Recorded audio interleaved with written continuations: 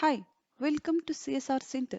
CSR centre online training में आप सबका स्वागत है। आपने अब तक हमारे चैनल को सब्सक्राइब नहीं किया है तो प्लीज सब्सक्राइब कीजिए और बेल आइकन पे क्लिक कीजिए ताकि हमारे चैनल में आने वाली हर एक वीडियो की नोटिफिकेशन आपको मिल सके। आज हम क्रिएट करेंगे फिक्स्ड असेट्स के लेडजर। फिक्स्ड असेट्स के लेडजर क्रिएशन करने के लिए हमें जाना है गेटवे ऑफ टैली, क्रिएट और लेडजर।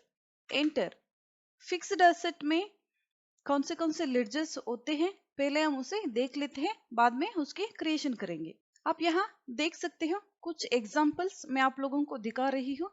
हमारी कंपनी में जो भी फर्नीचर्स होते हैं उसको हम फिक्स्ड एसेट्स बोलते हैं, और machineries, mobile, computers, car, scooter, कोई भी व्हीकल हो, और ऑफिस लाइटिंग हो सकता है, लैंड बिल्डिंग हो सकती है, और एयर कंडीशनर, ट्रांसफार्मर हो सकता है, या कंट्रोल पैनल हो सकता है, पैनल बोर्ड। जो भी चीज हमारी कंपनी में है उसको बेचने पर हमें पैसे मिलते हैं, उसको हम फिक्स्ड एसेट्स बोलते हैं। हमारी कंपनी में जो भी कंप्यूटर्स होते हैं उसको भी फिक्स्ड एसेट्स बोल सकते हैं। चेयर, टेबल, कोई भी व्हीकल हो, इन सभी को फिक्स्ड एसेट्स बोलते हैं। चलिए क्रिएट करके देख लेते हैं। पहले हम यहाँ क्रिएट करेंगे फर्नीचर्स के। Furniture, enter enter. यहाँ हमें सेलेक्ट करने हैं fixed asset. Enter. Activate interest calculation, no. GST applicable, not applicable. Set alter GST details, no. Mailing details, इसमें इसका कोई एड्रेस नहीं आता है, एंटर करना है।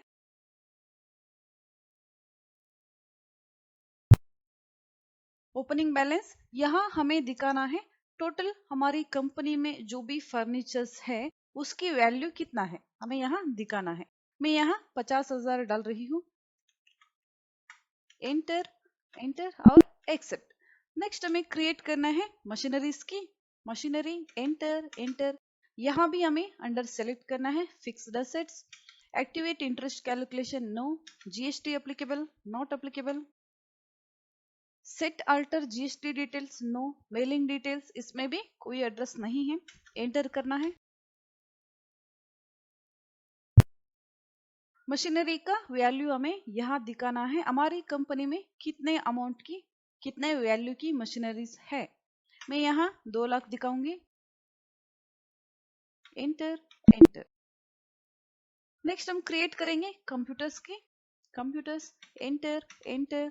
यहाँ भी हमें अंडर सेलेक्ट करना है फिक्स्ड एसेट। कंप्यूटर डेस्कटॉप हो सकता है, लैपटॉप, इन सभी को आपको यहाँ क्रिएट करने हैं, कितने वैल्यू की है।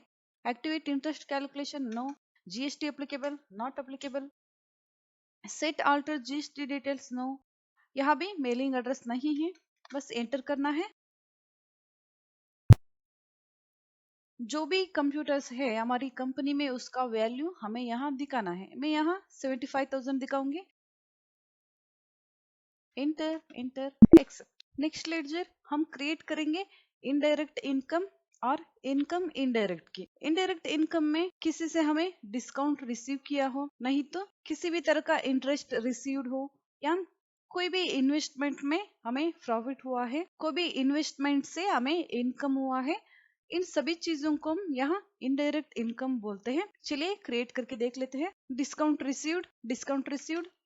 अंडर हमें यहाँ सेलेक्ट करना है इनडायरेक्ट इनकम। इनकम इनडायरेक्ट, नहीं तो इनडायरेक्ट इनकम, दोनों एक ही है, दोनों में से कोई भी सिलेक्ट कर लीजिए। Indirect income, enter. Type of ledger, not applicable. Activate interest calculation, no. GST applicable, not applicable. Set alter GST details, no. Include in assessable value calculation for not applicable. Bank details नहीं है इसमें, enter. यहाँ भी हमें opening balance नहीं दिखाना है, जब भी डिस्काउंट रिसीव करेंगे तब उसकी एंट्री रेसिप्ट में आ जाएगी। Enter, accept. नेक्स्ट लेडजर हम क्रिएट करेंगे इन्वेस्टमेंट के income. Investment income, enter enter. यहाँ भी हमें सेलेक्ट करना है इनडायरेक्ट इनकम और income indirect. Enter. Type of ledger, not applicable. Activate interest calculation, no. GST applicable, not applicable. Set alter GST details, no. Include in asset value calculation for not applicable. Provide bank details नहीं। Opening balance यहाँ भी हमें नहीं दिखाना है, जब भी profit हम रिसीव करेंगे उसकी एंट्री रेसिप्ट में या बैंक ट्रांजैक्शन शीट में आ जाएगी। एंटर और एक्सेप्ट। नेक्स्ट लेडजर हम क्रिएट करेंगे इन्वेस्टमेंट्स के। किसी भी तरह का इन्वेस्टमेंट हो हमारी कंपनी की तरफ से, वो शेयर्स पे हो सकते हैं या बॉन्ड्स पे या कोई प्रॉपर्टी प्लॉट लिया हो या लॉन्ग टर्म इन्वेस्टमेंट या शॉर्ट टर्म इन्वेस्टमेंट्स, ऐसे कुछ इन्वेस्ट किया हो तो उसको हम यहाँ इन्वेस्टमेंट्स बोलते हैं। चलिए क्रिएट करते हैं। शेयर्स पे इन्वेस्ट किया है, शेयर्स, एंटर एंटर। यहाँ हमें सिलेक्ट करना है investments, enter. Activate interest calculation no, mailing details नहीं है इसमें, enter.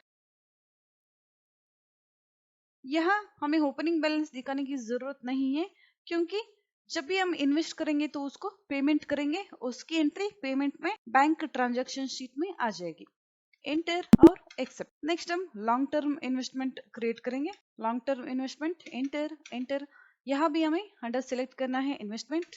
Activate interest calculation no, mailing address नहीं है इसमें भी, इसका भी ओपनिंग बैलेंस हमें यहाँ नहीं दिखाना है, एंटर और एक्सेप्ट। नेक्स्ट लेडजर हम क्रिएट करेंगे लोन्स एंड एडवांसेस की। इसका मतलब है किसी को हमने लोन दिया है एडवांस में, चाहे वो हमारी परचेस कस्टमर हो सकते हैं और हमारी कंपनी में जो भी काम करते हैं वर्कर्स हो सकते हैं, नहीं तो कोई फ्रेंड्स रिलेटिव जिसको हमने लोन दिया है। एडवांस टू सप्लायर क्रिएट करेंगे, advance to supplier, enter enter. Under हमें सिलेक्ट करना है loan and advance assets, enter. Activate interest calculation no, mailing address यहाँ हमें नहीं दिखाना है, एंटर।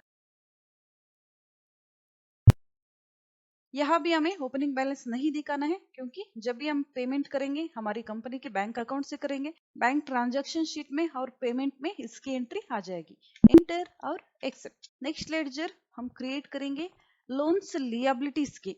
इसका मतलब है हमने लोन लिया है किसी से, कोई बैंक हो सकता है, बैंक से हमने लोन लिया हो, या कोई आउटसाइड पार्टी, हमारे फ्रेंड, कोई भी फाइनेंशियल कंपनी जिससे हमने लोन लिया है उसको हम यहाँ लोन्स लिएबिलिटीज बोलते हैं। चलिए क्रिएट करके देख लेते हैं। हम यहाँ क्रिएट करेंगे लोन्स फ्रॉम बैंक। आप यहाँ बैंक का नाम भी डाल सकते हो, लोन फ्रॉम बैंक, एंटर। यहाँ हमें सेलेक्ट करना है loans and liability, enter. Activate interest calculation no, include in assessable value calculation for not applicable. अगर आप यहाँ बैंक का नाम डालते हो, यहाँ बैंक एड्रेस आपको लिखना चाहिए, एंटर। मैं यहाँ कुछ नहीं लिख रही हूँ, एंटर।